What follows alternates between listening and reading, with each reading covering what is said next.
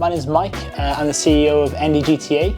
We're an engineering apprenticeship training college based in Cwmbran. We have around 150 apprentices here, and we deal with around 20 to 30 of the major companies in and around South Wales. So we use the Niryo robots for our BTEC Level 3 Pearsons, and we also use it for our HNC Level 4. We add a complexity into the systems. Part of the reason we chose the Niryo robots themselves was because they help simulate our industry standards, and we try and keep as close to industry as possible. We were looking for a 6-axis robot, and we found the Niryo robots online to be the best available at the time. So we purchased the robots in the summer of 2023 as part of our routine upgrading process. We raised the purchase order with yourselves and bought them, I believe, at the beginning of June. So we were looking for robots that were able to meet industry needs. A lot of our industry relies on vision systems, and we noticed the Niryo robots have that function.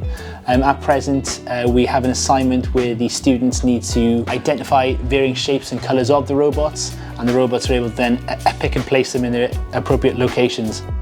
It's more simplistic than what they will be doing on site, but it's the exact same principles that they will need for their career as an engineer. What we like about the Niryo robots is their modularity and the tutorials available online. The students are able to go from complete novices to programming what is quite complex systems. We mostly use the Blockly functions, as it more similarly resembles the PLC software that we also use, and it's also quite reflective of what they'll use in industry.